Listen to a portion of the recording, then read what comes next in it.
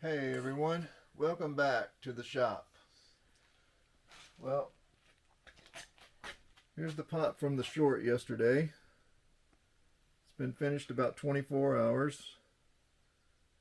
Came out really nice. I'm really happy with it. So I've got one that's ready to turn over. So we'll take a look at it and I'll give you a little lesson on making them. Alright, so one of the things about making these pots is you're always fighting gravity when you're making them. And the Portland is constantly setting up, so it's getting more resistance to that gravity all the time. I want these feet to be flat. And right now they're not flat because the concrete tends to slump when you think you're done with it. And at 24 hours, I can adjust this problem. So the way to do that is to put a piece of plywood on the feet and look underneath, and that tells me exactly where the high spots are. And this is a trowel that I made, and it's just a piece of the sheet metal. And at 24 hours, I can scrape this concrete off of here very easily. And I can get rid of those high spots so that my pot will sit flat on a table. Obviously, that's pretty important. One of the things about them, they're always eyeballing the feet, and if you can see light under there, then you know that you've got a hump in them. So you can see that it scrapes off pretty easy at 24 hours, but I wouldn't be able to do this to it tomorrow. So this is the time. So having a good brush is really important. So I can brush all that off of there. And they both sides kind of have it. So I want to scrape this one down too.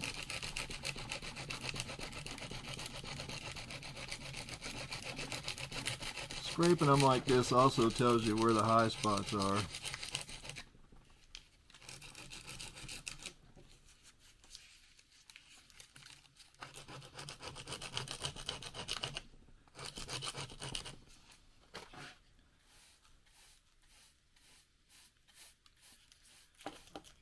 So I want to keep checking it with the plywood piece to see if I'm doing any good. And it has gotten better already.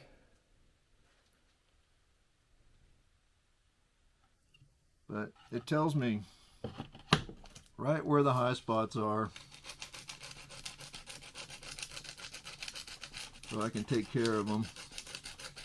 It's really important to do this now before I turn the pot over.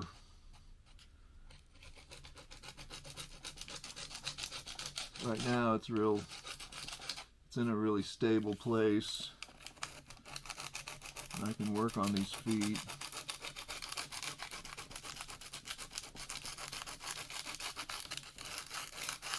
They don't really have to be perfect, but you just don't want a big hump in them. It's getting much closer now.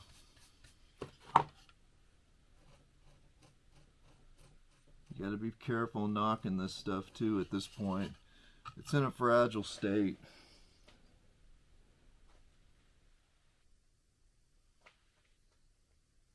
So this one needs just a little bit right here.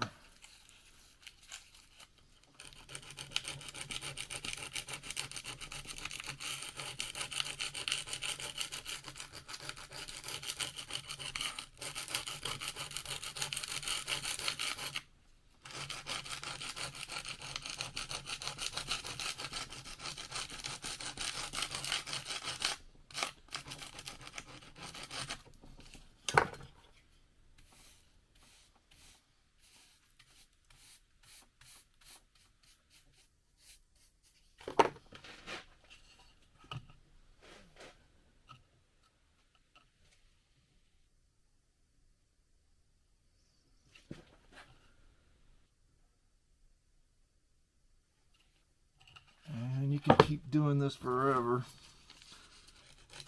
Just depends on how picky you want to get with it. I'm pretty picky when it comes to feet. It's definitely one of the spots on them that get eyeballed a lot. And you certainly don't want it rocking on a table.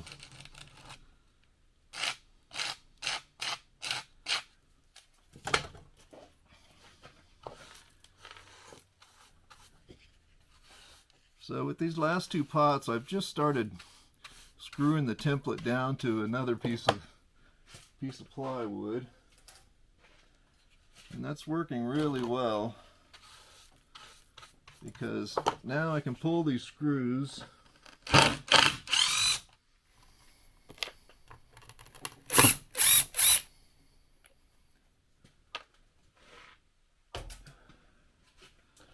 and I can put this piece of plywood on here. And I can easily flip the whole thing. So that makes a big difference as opposed to trying to flip it without this plywood base on it.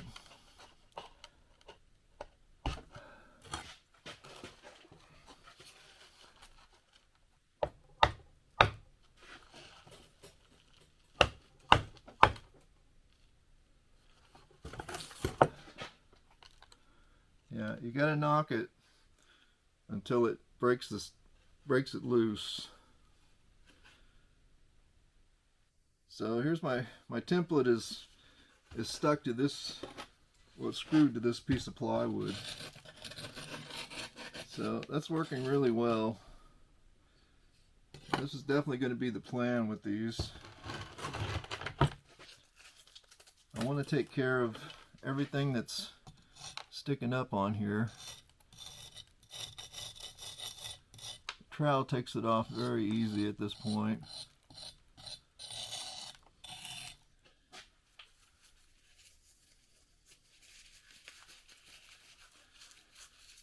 Alright, so now I've got most of the sand out of it.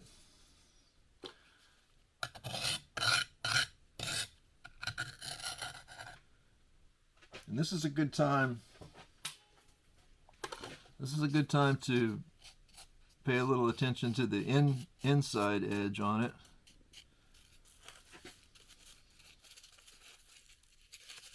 Just want to lightly sand it. Very sensitive at this point. You can take too much off really fast, so it just needs a light sanding around it to ease that edge. And then with the pump sprayer, well, first we'll brush it off.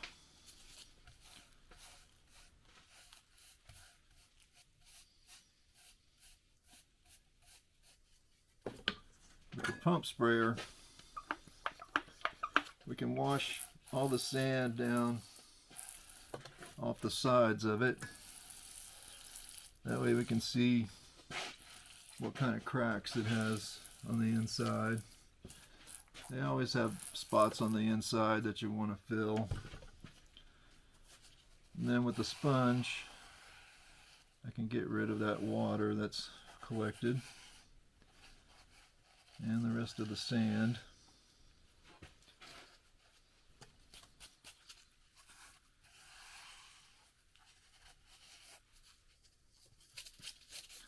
Then I want to take a small amount. I like to use this little dish. This is just Portland and sand.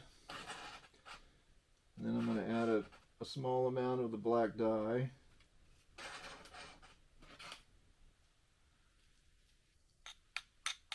Give it a little dry mix.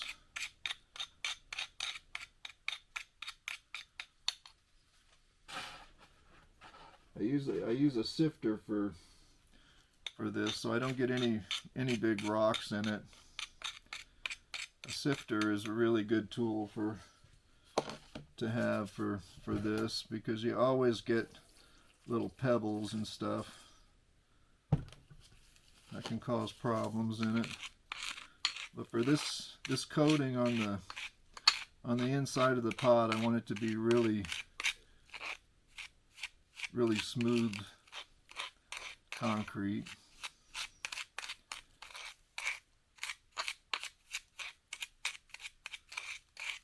I'll get this all mixed up.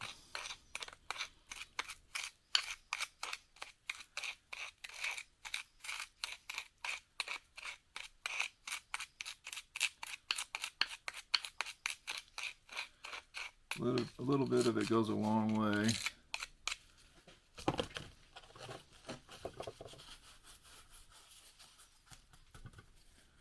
So this is a round sponge, and it works really well because the bottom of the pot is rounded, so it's going to get me right down into the bottom of it and help me fill all the cracks. And it just dresses the inside of the pot.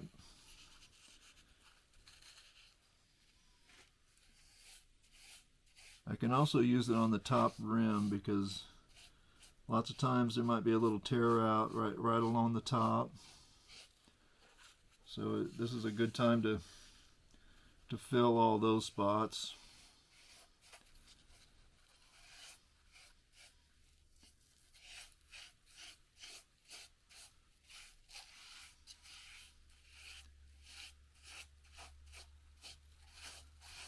Doesn't take long to fill all those cracks in them. This will keep water from freezing in those cracks. It's really important. Plus it just makes them look much nicer to dress the inside of them.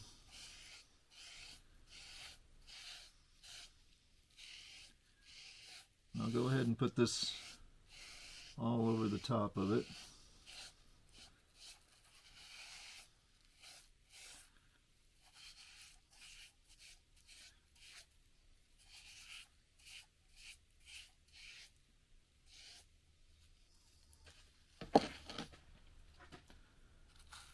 It always collects in the drainage holes, so get those cleaned out.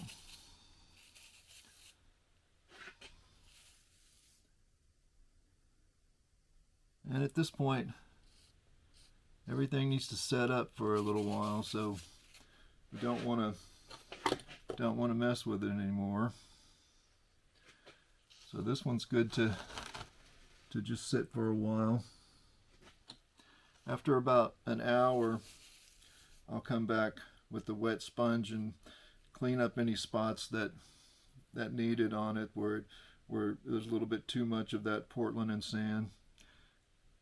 But right now it's a good time just to leave it and let it sit for an hour. Alright, so it's been about an hour since I finished dressing the inside of it. And this is a good time to go back with a wet sponge and just clean it up. There's always spots on them that you can make better. And there's definitely drying time involved, and about an hour in is a great time to come back with the wet sponge.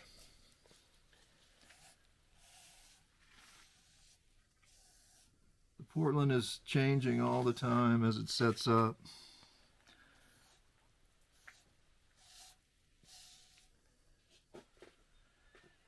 So get a close-up on the feet there.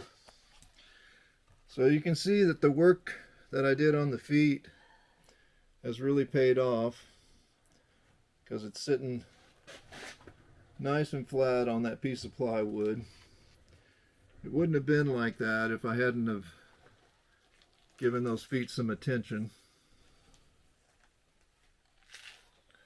So there you go. I hope that helps you with your concrete pot making. And I'll see you next time on Bonsai by the Sea.